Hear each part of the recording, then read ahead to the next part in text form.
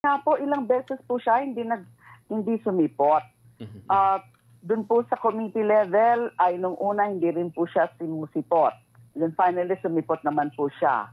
Tapos nung na-schedule na po, unang-una nung 28, September 28, yung budget for plenary deliberations, yung budget ng OVP, hindi siya sumipot. Nung 29, hindi na naman siya sumipot. Riniset na naman for the last day, September 30. Wala na naman po siya.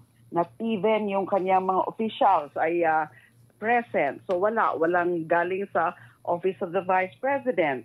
At instead, ang pinadala niya ay isang sulat at nag-impose siya ng 2 kondisyon. Ang sabi niya po sa sulat, addressed to the Appropriations Committee, ay dadalo lang daw po siya kapag number 1 ay dadalo rin ang Pangulong Bongbong Marcos sa deliberations ng budget ng Office of the President. Yung kanyang pangalawang kondisyon ay ipalit daw po yung immigration lookout bulletin order na pinalabas ng Bureau of Immigration, yung sa DOJ. Remember ho, nung kasagsagan nung pag-imbestiga ng House of Representatives, yung Committee on Good Government and Public Accountability, nung the misuse of the confidential funds, ay nagpalabas po ng Immigration Lookout Bulletin sa 6 na opisyal ng kanyang opisina. Kasama na po yung kanyang Chief of Staff and Under Secretary na si Attorney Zuleika.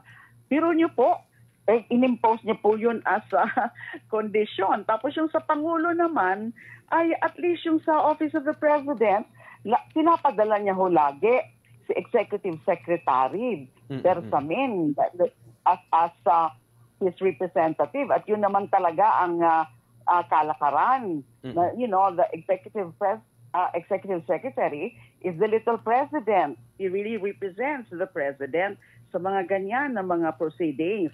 Eto sa OVP, hindi man lang nga siya nagpapadala kasi dapat nagpinadala niya yung kanyang Chief of Staff o yung kanyang Undersecretary. So imposing those conditions are actually insulting. Wala po yan sa karapatan niya. Wala po yan sa kanyang authority, even if she happens to be the Vice President. Para sa amin po, para sa akin po, at pinanigan naman po ako ng mayorya ng mga members of the House of Representatives, ito po ay disrespect, ito po ay insulto sa amin.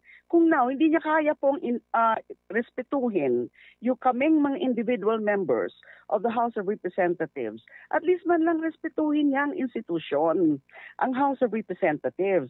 Tsaka respetuhin niya yung konstitusyon. Kasi ito pong budget process, nandyan po yan, kilala po yan, kinikilala po yan under the Constitution. Ano na mangyayari kung ganyan ho ang ating mga opisyal na hindi man lang nila ginagalang yung budget process, na that will be subjected to their whims and caprices kung magpapakita sila sa House of Representatives o sa Kongreso sa mga budget deliberations. She had the duty to defend, to appear and defend her budget. Pero actually, mabait pa nga ho yung House of Representatives at pinapyasan lang. Binalik lang ho namin sa 2025 level. We had the choice really of slashing a significant amount o kaya pwede pa nga zero Pero naisip po namin na hindi naman magiging makatarungan kung masyado namang malaki ang itatapyas. Kasi nga meron din mga personnel, mga staff at mga pangangailangan ng OVP, mga MOOE rin. So kaya binalik lang namin sa 2025 level at ang aming tinapyas ay just about mga 150 plus million peso. So yun po ang dahilan. Kasi Congress holds the purse.